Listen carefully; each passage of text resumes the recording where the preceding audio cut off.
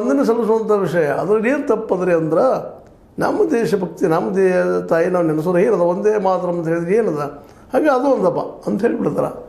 ಇನ್ನು ನನ್ನ ನಂಬಿಕೆಪ್ಪ ನಾ ಹೋಗಿ ಗಂಗಾ ನದಿಯಲ್ಲಿ ನನ್ನ ನಂಬಿಕೆ ಪಾಪ ಇರೋದು ಖರ್ಗೆ ಅವ್ರ ನಂಬಿಕೆ ಅವ್ರ ಜೋಡಿ ಸಂವಿಧಾನ ಕೊಟ್ಟದ್ದು ಇಬ್ಬರಿಗೂ. ಅದನ್ನು ಧರ್ಮವನ್ನು ನಿರಾಕರಿಸಿದ್ರೆ, ಅದು ದೇವರನ್ನು ನಿರಾಕರಿಸಿದ್ರೆ ಜಾತ್ಯಾತೀತ ಪ್ರಶ್ನೆ ಬರ್ತಿರಲಿಲ್ಲ ಅಲ್ಲಿ. ಅದಿಲ್ಲ. ಅಂಬೇಡ್ಕರ್ ಅವರು ನಮ್ಮ ಕಾನ್ಸ್ಟಿಟ್ಯೂಷನ್ ಸ್ಪಷ್ಟವಾಗಿ ಇಟ್ಬಿಟ್ಟಿದ್ದಾರೆ. ಅದನ್ನು ಧರ್ಮ ಸ್ವಾತಂತ್ರ್ಯ ಕೊಟ್ಟಿದ್ದಾರೆ, ನಮ್ಮ ಆರಾಧನೆ ಸ್ವಾತಂತ್ರ್ಯ ನಮಗದ, ದೇವಾಲಯ ಸ್ವಾತಂತ್ರ್ಯ ಕೊಟ್ಕೋಬೋದು, ಮಾಡ್ಬೋದು, ಎಲ್ಲ ಅದ ನಮ್ಮಲ್ಲೇ. ಅದು ಹಂಗಂತ ಹೇಳ್ಕೊಂಡು ತಪ್ಪಿಸ್ಕೊಳ್ತಾರೆ ಅವರು. ಒಂದು ಹಾದಿ ಇಟ್ಕೊಂಡಿದ್ದಾರೆ ಡಿ ಕೆ ಶಿವಕುಮಾರ್ ಅವರು. ಮತ್ತು ಪ್ರತಿಯೊಂದಕ್ಕೂ ಸಹಿತ ಅವ್ರು ಲೆಕ್ಕಾಚಾರ ಸಿದ್ಧ ಹೇಳ್ತಿರ್ತಾರೆ. ಮುಂದಿನ ಅಂಬಾನಿ ಮನೆಗೆ ರಾಹುಲ್ ಗಾಂಧಿ ಹೋಗಲಿಲ್ಲ ಅಂದ್ರೆ ನಾವೇನು ಮಾಡ್ಲಿಕ್ಕೆ ಸಾಧ್ಯ ಇದ್ರಿ? ನಮ್ಗೆ ಕರೆದ್ರು ಪಾಪ, ನಾಯಿ ಬೇಡಲ್ಲಿ ಅವ್ರನ್ನ ಆತ್ಮೀಯ ಕರೆದ್ರು, ಆತ್ಮೀಯ ಹೋದ್ವಿ. ಮತ್ತು ಎಲ್ಲ ಕಡೆ ಅವರು ಇನ್ವೆಸ್ಟರ್ಸ್ ಅದಾರ, ನಮ್ಮ ರಾಜ್ಯಕ್ಕೆ ಇನ್ವೆಸ್ಟರ್ ಆಗಿ ಬರಲಿ ಅಂತ ಹೇಳ್ತಾರೆ. ಅಂದರೆ ಇದು ಎಲ್ಲರಿಗೂ ಉತ್ತರವಲ್ಲ ಅದು ಡಿ ಕೆ ಶಿವಕುಮಾರ್ ಅವರಲ್ಲೇ.